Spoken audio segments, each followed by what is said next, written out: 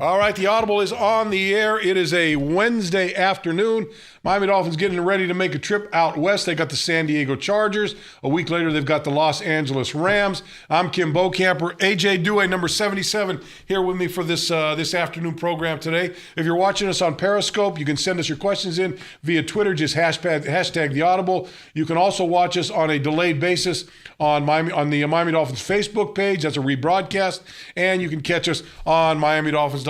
Well, here we are, AJ, getting ready to head out on a two-week road trip for the Miami Dolphins. What do you make of this football team right now? I'm pretty pleased with what's been the last couple of weeks. Yeah. I mean, I think the last time I was on the show with you, Bo, it was still the end of the preseason, and you talked about what I think about the team. I said, come Thanksgiving, that's when we kind of put the pulse on things. So when they come back from this 2-week road trip, it'll be Thanksgiving. So hopefully we were saying all the right things and have the mindset, and the team is just continuing to play as good as they are. I think the question that everyone has on their mind when they look at this football team now, everyone's pleased with what they've done in the last 3 games, but the question still kind of hangs out there. Is this sustainable, and how sustainable is it for these guys? Well, I mean, it seems to be they're working on at least 7 cylinders of the 8 cylinders. Yeah. So, they're still having some weaknesses and some breakdowns, some issues they got to correct. But, even the greatest teams have that. But they're overcoming them. Last week against the Jets, it was almost a situation where you kind of said, here we go again. But, they at the end of the game, they make the plays when they have to make the plays. And the defense played outstanding. That running game is pretty impressive. I mean, for Adam Gase, who everybody thought was going to be a passing guru, and he sees that that running game is really going to make that passing game a much better element of his offense. Yeah, and I like the fact against the Jets, that they knew it was going to be tough running. They had a number 1 run defense in the league, and so they knew it was going to be tough. In the first half, it was very difficult to run against that football team. But he stayed with it, and I think he kind of realizes that if you stay with that big offensive line, and you get you get Jai and Damian Williams every now and then pounding the ball in there, eventually that fourth quarter is going to be where the payday comes, because they wear guys down, and look, Jai for the most part seems to get stronger as the game goes on. He's a big man. I mean, when we were in the alumni box, we were all kind of talking about his size, and I mean everybody underestimated how big he is. I mean, we kind of hit him, until finally somebody opened up the program and showed it was 229. I'm kind of going, well, that's a big man. That's moving a lot of weight around. But now with that offensive line, seemed like everybody's back to being almost 100%. With Albert having a little bit of a setback. Obviously Mike Pouncey having the early part of the season. Tunsil now kind of feeling comfortable and being almost a veteran by now. So I like what they have in the offensive line. Platinum on Ice asks, did either of you two ever stay a week on the road? That's kind of my thing with this deal, Jay, is, it's human nature. You're going out, you stay in San Diego, then you're going to stay in San Diego for a week. You're going to go on Saturday to L.A. to play the Rams. Then you'll come home. A week on the road in a place like San Diego, there's human nature. Guys are guys. Guys are young guys. And, I kind of had that thought process, but back in our days, I don't think the league was as proactive as they are now. Right. Having the teams from the West come out East.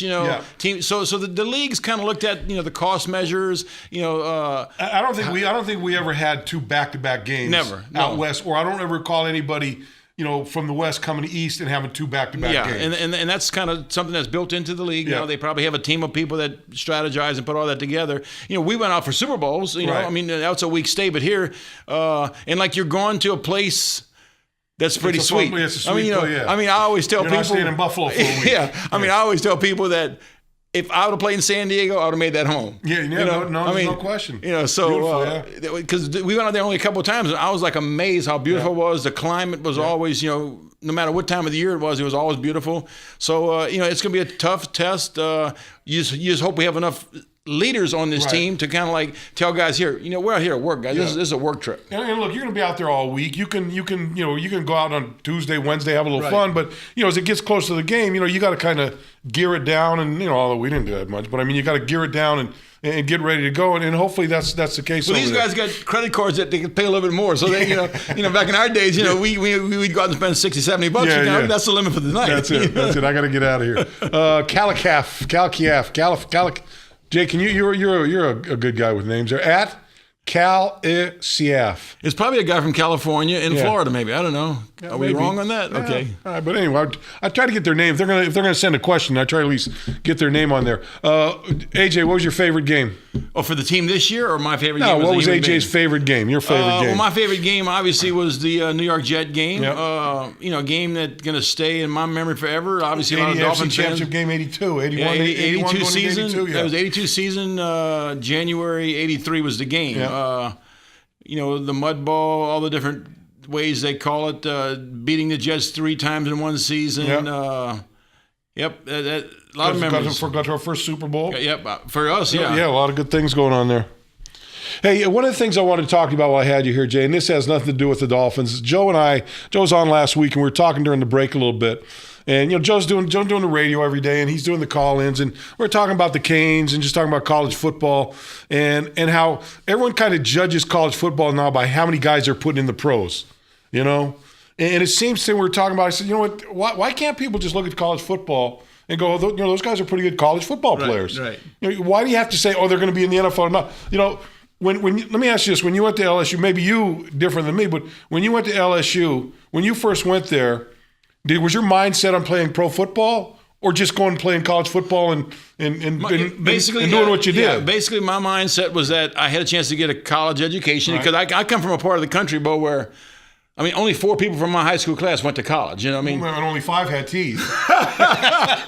So basically, so I got a chance to go to college. My mother and father were proud of the fact that their son was going to go to college and get a degree. Playing football was part of it. It wasn't until actually it was senior day of my junior year when the scouts came there, and actually the head coach called out a couple underclassmen to go work out for them. Yeah. And at that point, I was doing my drills and everything, and some of those scouts kind of go, "We're going to be here next year. A lot of them will be looking for you." You know what I mean? And that was the first time pro football even sunk into my mind. So it wasn't like, and as I'm raising my boys, we're playing sports and we're doing these things, and people are coming up to me, as my boys are 11, 12, 13, and they're kind of going, "AJ, your boys are good, man." He goes, "Are they going to play?" I said, "I want my kid to play next year. I just want to play sports next year." But that's kind of the whole thing to me. I kind of think people now look at college football as the farm teams for the pros, but you look at all the teams there are in college football. If you get one guy from a team goes into the NFL, that's a lot. That's remarkable, yeah. Because and there's obviously there's the Alabamas and there's the Michigans and the Ohio States that put multiple numbers. For every one of those that's putting multiple numbers in, there's 10 others that aren't putting anybody in there. Exactly. So it's just, to me, it kind of got in the conversation about how college football. People can't seem to watch college football just for the joy of kids playing college football. It's all got a rate to, wow, who's going to the NFL, and a little premature in my mind, but I don't even know. Everybody's sitting at home as a pro scout, right? It seems that way, yeah. Well, you go on the radio and listen to guys, and everyone, this guy, well, that guy's, you're not going to go. He's like, well, he may not be good enough playing the pros, but he's a pretty decent college football player. And I'm like you, my college career, I bounced around all over the place, but I had the first time a pro scout came up and wanted to time me, I'm like, you sure you got the right guy? You sure you don't want one of these other guys back here? But it's a whole different thing. It's just a different mindset. Anyway, you're watching the Audible. Kim Bokamper here, AJ Duhe. If you're watching us on Periscope, you can send your questions via Twitter. Just hashtag the Audible. You can watch us on a rebroadcast on the Miami Dolphins Facebook page and on MiamiDolphins.com. King Edlin, we have injured 4, maybe 5 quarterbacks this year. Is that our style of play? I don't know if that's our style of play. I don't know if this team's trying to hurt quarterbacks, but I know they're trying to put pressure on quarterbacks. They're trying to get hits on the quarterbacks, and I think it's probably just a little bit of a coincidence that you had a number of guys go down with injuries when they played this football team. Now, Roethlisberger came back last week. Fitzpatrick came back. Earlier in the year, you had the kid up in New England that you knocked out of the game. But that was just a good football play. It was a good hard play, yeah. Obviously the guy, that could have happened to a running back. A receiver could have been tackled that way. That was just a bad coincidence. I don't know that I wouldn't say that's a style of play. I would just say that's kind of coincidental with the way that these guys have played this year. And look, everybody's going after the quarterbacks, and unfortunately, some of the hits they've taken. In actuality, to Mr. King Edlin. I actually think the game is played a lot, more under control to protect the quarterbacks. Safer, much safer with quarterbacks. You can't hit them below. And look, there's a lot of hits, Jay. I mean, there's a ton of hits you watch now where guys are getting flagged for. For us, it was like, it was just nothing. It was just, it was a play. It just. The one that kind of gets me the most is the contact to the head when a guy's just coming in. When they duck. Just to kind of like with his hands up to possibly knock down the pass, and as continuation goes, his bicep kind of hits him in the face mask, and like, are you serious? I mean. Yeah, some of it's a little bit. They understand the protection standpoint, but as a defensive player, there's certain things you do that like you say, you jump up and you're coming down. There's not a whole lot you can do. Yeah, especially if the guy ducks a little bit and then you come up across his head. But you almost have to be a gymnast to kind of like contort yourself a little bit. They need to get Bella Caroli or somebody over here to start coaching these guys. C. Alicia, who'll be the next LSU head coach? Jay, that's definitely for you.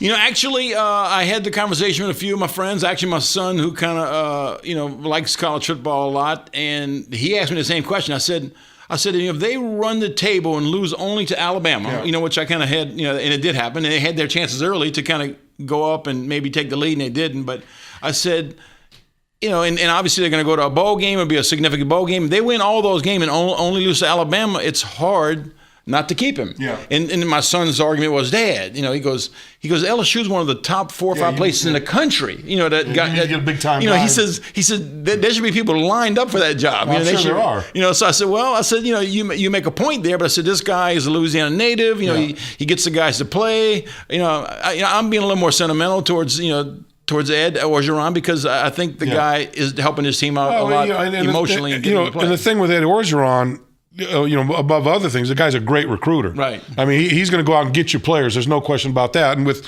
LSU and what they've got from a standpoint of the tradition, from the success they've had, from the facilities, from the stadium and everything, if you can't recruit and get good players there, then you're missing the boat. And this guy can definitely recruit. There's no question about that. I mean, and like I said, they're bringing out 100-something thousand every home game. I mean, I think the fans, the fans just want to see the team be competitive and win, and that's kind of what he's brought to the team since they fired Les Miles. Yeah, and you don't get in any of the dirty work over there. You don't slide guys any envelopes under the table for recruiting. You don't do any of that. Okay. El Chapo Jr. AJ, do you have any of the game balls from the 3-interception game against the Jets? Yep, I sure do. I have it. It's at home. It's deflated because it's 30-something years old, but it's a pretty interesting ball. And I actually have the game shoes that I wore from that game, and they still got a lot of mud in the seams, and there's mud in the seams of the ball, and it's that's a keepsake. I hope I can pass down for a couple generations. Yeah, that's got to be one of your greatest pictures during your playing career. Where you got the ball up and it's got the sign. Yeah. It's got the, what's it say? It says, we did it before, we can do it again. Do it again, and you're just getting ready to cross the goal line. Right. That's a pretty that's a classic picture right timed there. Right piece, Yeah. It's kind of like the picture, like here, it's a different game, but last week, because I took my daughter to the game and she's on Instagram and she's following, and they had a picture of Phillips when he intercepted his pass, and they got him leaping, like I'm kind of going, I was telling people in the box, I said, we kind of almost invented the zone blitz. And I said, Bo and I kind of was the two main cogs of that. I said, but we had a little skill. We both had a little speed. We could rush. I said, now they got 320-pound guys doing it. I mean, tackles. They got tackles doing it now. How they do this? That play originally was designed for Sue to drop out, and then there was a change in formation, so Jordan dropped out. They found the right guy. But still, they got two guys that weigh 320, 350. But Phillips, I'm telling you, my man. He snagged it. He has a nice catch too. I mean, because I was looking right at him, soft hands, and then he goes and makes the leap. Man, he made that leap. I was like, hey, I'm all in on this guy. I'm impressed. I'm impressed with today's big men, how they play so athletic. Yeah, no, well they are. But AJ, you look at guys that we used to play against, offensive linemen that were 300 pounds, and I always go back to the Bears with remember Noah Jackson, Reeve Sori, those guys. They were 300 pounds, but they were big and sloppy, and you could run around them. Now these guys that are 310, 315, their body fat is there. They're lean, man. They're not the big, they're not that big sloppy guys that used to be playing the game, and they're fast and they're athletic. So it's pretty interesting to watch. 38 Double D Lover. Well, first of all, you're watching the Audible. Kim Bokamper, AJ Duhe with you. If you're on Periscope, send your questions via Twitter, hashtag the Audible. I'll rebroadcast on the Miami Dolphins Facebook page and on MiamiDolphins.com. 38 Double D Lover. Status of Deion Jordan. Very curious to hear. I don't think you'll see Deion Jordan on the field this year. I don't think you'll see him. I don't think he's ready to play. Just had another procedure on his knee, I think 2 weeks ago. I wouldn't expect to see him. I don't think they're expecting to see him out there. I don't think Deion Jordan, my opinion, strictly my opinion, I don't think Deion Jordan ever plays for this football team again. Now, they may have other thoughts on that, but I just don't see it happening, AJ. This guy's just, I mean, there's nothing on the books that show me he should be kept around. Yeah. And everything he's done wrong has led me to believe that he shouldn't be around. So Right. That's my problem with him is obviously he's undisciplined from a standpoint of be where you're supposed to be, do what you're supposed to do the right thing, all those types of things. And then, you have a chance, you're off for a year, and then in the last month you get knee surgery, and no, the whole thing it's just very disappointing to me. When you trade up and use a guy, they use a third round pick on him, right? You're going to see a third round pick in San Diego this week in Joey Bosa. And you mean the third player picked? The third player, yeah. Same thing. I mean, I'm sorry, they're both the third player picked in the draft. You look at what look at what he's done, and you look at what Joey Bosa's done. Joey's a difference maker, right? That's a big time difference and maker. I just can't understand how. I mean, usually the first at least 10 players in the draft should all be should be starters, but should have careers that just kind of go on for a long time, unless bad things happen in Deion Jordan's situation. You get drafted in that situation, you should be a 10-year player in that league, and you should be a Pro Bowler a couple times. That's what they hope, because they're going to make that kind of investment. But you should be. I mean, but look, they make for years they've I know there were guys in your draft that you probably saw that got drafted and you thought the guy was going to be a great player and never did anything. I saw the same thing in my draft, but it happens. I mean, the year I came out, I got drafted as a defensive lineman. I was the 13th player picked, and I was the 7th defensive end picked. Right. Yeah. And like, I think only one above me really played for more than 4 or 5 years. The rest of those guys played 2 years, 3 years. I just don't understand how the evaluation process was back then. It was a little sloppier, I think. Right. Today, you've got their evaluation teams now that are bigger than our whole department of coaches, trainers, and everything back in those. I mean, the whole front office staff and everybody. Yes. Yeah, no question about it. It's funny though, Jack. You brought it up a little bit when we were talking about college football, and someone asked me last week. They said, "Hey, did you go to the combine?" I said, "We didn't have no combine." I'd be sitting at school and I'd get a call from someone the coach wants to see him in his office. And you go up there and you go, "Hey, there's 2 scouts out there. Can you be down at South Campus at 3:00? And they want to work you out." And you go, "Okay." And you go down there and you run whatever you do for them. Then the next day, hey, there's another guy down there. And the funny thing about that, every day. Funny thing about that, like Bo's saying this, is that always happened in the springtime, in the off season. And who's to say you and your boys went out drinking the night before? Yeah, you had to be ready for everything. Today, these guys prep for almost 3 months. Yeah. I mean, Well, I was talking to one of the coaches, and we were talking about guys and evaluating players. And I said, if I was doing the combine, I would change the drills every year and not let anyone know what drills we were going to run, because now these guys, they go to Arizona, they go to Bommarito here, they go to different places, and they get ready, they get prepared to run the 40, run the 3-cone shuttle, do these drills. Well, let me see what kind of player you are. I'm not going to tell you what the drills are. When you get there, you'll find out what the drills are, and can you adapt to them or not? Or can to me that would be a better evaluation. It's to me. almost like basically, like you're saying, it's like being in a dance contest and they say you got to do the salsa. Right. Just get there and say, "Oh, I want you to dance to this song." Dance to this song. Exactly. Do it and just do what you can do. Okay, right. See what you got. Yeah. Anyway, I don't know how I got on that, but anyway, it was a good topic. Yeah. At Where's Waldo? What do you think about Vance and the defensive schemes this year? I think they're doing pretty good. I don't have a problem with the schemes, but this is a team that's been devastated by injuries, especially with secondary and linebackers. Really the only healthy part has been your front four up there and the rotation of those guys. They got a great rotation now going up front with those guys up front. But you lost Jelani Jenkins. He's got a broken hand now. He's in a cast. He's going to try to play with that.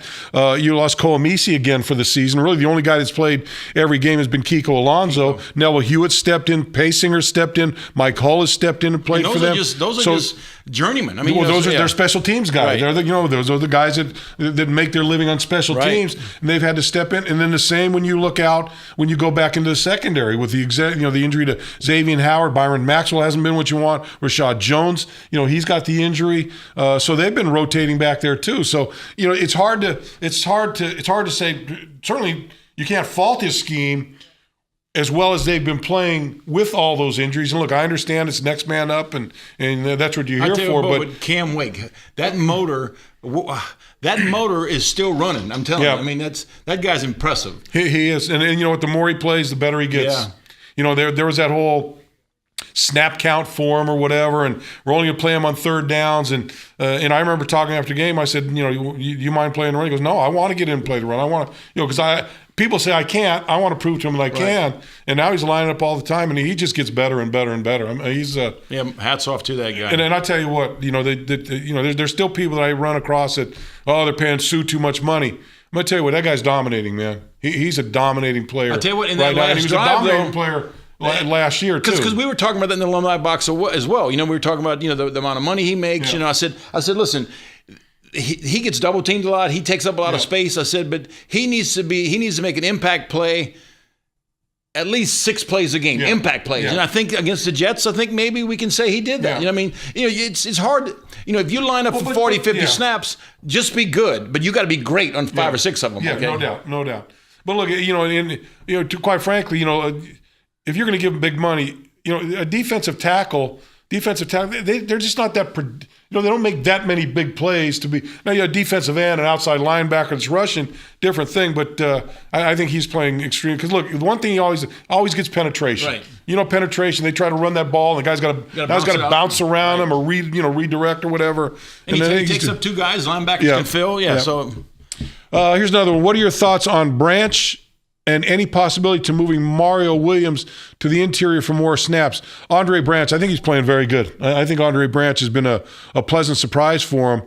And I didn't really realize that he's only played for 4 years. He's a young guy. This is a guy that they locked up for a little while that's going to be here for a while. And I think he's playing very good football. Especially when you got Cam on one side, you got Ndamukong in the middle. He's a beneficiary over on that other side of a lot of opportunity. And I think he's been taking advantage of it. But moving Mario in the middle would be more in pass rush situations. Yes, I don't think he's got the the wheels or the stump to kind of to take on 2 blockers. But he'll get knocked off the ball. I could see him inside on snaps when you're rushing 4 guys, put him in as a defensive tackle and let him inside, because I know I've seen him at times where they'll move Sue out almost to the end. Almost head up on the end, and then they'll put Cam outside him. You can do the same thing on the other side with Mario, line him up wide, and then line Branch up. And they'll line with the linebackers in the A-gap, kind of fake blitz or go with the blitz, Yeah, no doubt. All right, you're watching the Audible. Kim Bokamper, AJ Duhe with you. We're going to be with you here for a little bit more time, so go ahead and get your questions in. If you're watching on Periscope, just go to Twitter, #TheAudible, and you can see us on a rebroadcast on the Miami Dolphins Facebook page and on MiamiDolphins.com. So there's a lot of stuff to see. AJ, did you prefer defensive end or linebacker? We both kind of found ourselves in that situation, kind of a little flip. I was a linebacker first. You were a defensive end, and then we both made the flip on that. So we both had that situation. Actually, when I came to the team, I was playing defensive end, which was nice because in college we played a scheme where I kind of lined up inside almost. Right. I played like the 5 technique, as they call that. So when I came here, I was playing in space a little bit, not 9 technique like these guys are doing. That 9 technique would have been pretty sweet. Yeah, but you're playing in the 3-man front too, where you're playing 2 gap a lot of the time too. But then in passing situations, in passing situations, I get to go on the outside of the widest guy. That wasn't a bad deal. So I felt comfortable there, and as the transition went from me moving to linebacker, I kind of felt like my days were numbered. It's almost like when you get, when you're playing professional football, and all of a sudden they kind of go, we're going to try a new position. It's like trying to get you out of here. That's what you almost thinking, exactly, right? So I had to kind of work through all that, mental part of it, and just, kind of adapt to the game. And once Ornsberger realized that, he had something going with you down, me up, and we can kind of flip it around, it turned out to be a good deal for both of us. Our scheme was like new, and we got a lot of benefits from it, being successful. Our defense was ranked in the top 3 in almost every category for 3 or 4 or 5 years. So a lot of so I guess both of those positions I think benefited me. Yeah, and you talk about it. I remember I think I remember the first time we did it, ran a zone blitz. I was playing defensive end and LG was playing outside. I think you were maybe playing linebacker inside. I went and grabbed the tackle. You guys both blitzed. I dropped off. I think we sacked Burt Jones for a safety the first time we did it. Yeah. And that was back in 1977, 78, something like that. We thought that was creative. Now they're sending 6 guys and still playing zone behind. We used to try and play zone behind it, rushing 4 guys, you know. And now I'm kind of going, where the missing parts, where are they? I know for me to answer that question, I'd have played any position they wanted me to play as long as I kept. As long as they kept me around, I got paid. I was happy to do it. Which player has surprised? This from Swoops 93. Which player has surprised you the most? Last one was C. Alicia F. I didn't want to give her name out. Hers name out. Which player was surprised you the most this first half of the season, Jay? I guess it'd be Jay Ajayi. It'd have to be. Yeah. I mean, for a guy that was talked about in the offseason about being their number one player, going through what he went through in the summer, staying home on week 1, and now just. He's going to have to do this another 4 or 5 games. There's 8 games left in the season. He gets 4 or 5 more games like this, he's going to the Pro Bowl. Yeah, no question. Look, he doesn't have to rush for 100, 110 yards a game. You rush for 85 yards in a game, and you help your football team. Right. Then it's the same thing. But he's going to have some big. Last year when he played, I think the last 5 games he played last year, and I thought there was something I saw about him that, man, this guy's pretty good. But I never expected he could be a guy that could rush for 200 yards in a game, much less 2 and much less 3 games where you went 200, 200, and 100 after that. When he gets in the open field, he can motor a little bit. And he's shifty. Yeah. He's got a little. He's not Adrian Peterson. No, but he's got a little shift to him where he can make some people miss him and get on. So, Light on the Dome. That's the guy's name? Light on the Dome? Does that mean he's stupid? What's that mean? Oh, light hair. Oh, I thought maybe it was a little light thinking on the dome. Can you send your picture? Oh, there we go. One of our guys is back there. Squatch is light on the dome. Squatch might be light in the dome. Yeah.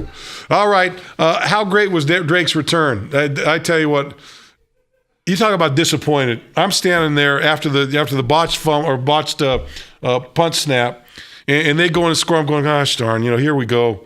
And then to see that happen, it was unbelievable. But actually, in the alumni box again, I'm saying, please kick it to Drake. Yeah. Because Grant before Grant would worn out. He was could have been out of gas. You know what I mean? And all of a sudden Troy Drayton, who was working with the team, he's around them a little more. He goes, oh, that kid can go. Yeah. That kid can go. I said, well, are you talking about Drake or talking about Grant? Talking about Grant. Yeah. He said, oh no, he can go if they'd have kicked it to him. Well, they had asked Grant. They said, hey, look, you ran a lot. He goes, no, I'm ready to go. So because they were thinking about putting Jarvis back there, taking Grant out, putting Jarvis back there. But you don't have the home run ball with Jarvis. No, you don't have the home run ball. And look, so they put Jakeem back there, and then they kicked away from Jakeem too. And fortunately, Rizzi, he said, look, they put a middle return on because just in case they kicked it over, so he'd be able to get that done. So it was pretty amazing, pretty good stuff. Thoughts on scheming Melvin Gordon defensively? I think he's had 196 yards last week and 111 yards or something like that. I think 111 yards the week before. This guy's he's a good runner. He can catch the football out of the backfield. And the Dolphins have had trouble with running backs lately that have been able to gain some yards. They actually it's pretty impressive how they've lost a bunch of early in the season. I think they were losing one player a game. It seemed like they lost wide receiver, running back. Then Joey Bosa coming along. That's helped them. Their defense is kind of playing a notch up. It's amazing how that one guy can make a difference, but he is. And I like our chances out west for the 2 weeks. They're going in with some momentum. They're going in with the offense running the ball successfully, and I think if we win in San Diego, we win them both. I tend to agree with that. I think the Rams are the least of the two teams. Yeah. They're struggling out there, and they don't know which quarterback to play. They're kind of in that situation out there. But I think when you look at San Diego is a very dangerous football team. I think I'm with you. Joey Bosa's brought a whole different level of energy to that entire football team. Phillip Rivers is still one of the great quarterbacks. He can get rid of it. His release point. Gates is still, and he's got a lot of young receivers out there. that can play the game, and a huge offensive line. So they've got a lot of things going for them out there. Defensively, though, I think they struggle a little bit. This could be a game where it's going to be 28 points to win it. Yep. Are we done here? All right, that's going to do it for today. AJ, appreciate you coming in, man. Always a pleasure. Sure, we'll catch up to you a little bit later on. Last time we talked, it was, we were thinking about how the team would, start off. We kind of nailed it. The 3 road trips out of 4, and now they're coming around with that 4-game homestand to get back to 4-4. So I look for good things and a finish to Adam Gase having a good start. I don't know. I'm with you. I just like the physical nature that they're playing right now, and I think they've learned that this is their meal ticket. So I think that on both sides of the ball, probably. Both sides of the ball, yeah. I like seeing them physical. All right, Jay, that's going to do it for the Audible today. We'll catch you on Friday. Friday, I'll be in San Diego. We'll be talking to you from there. So hook up with us, and we'll get your questions answered. We'll see you then.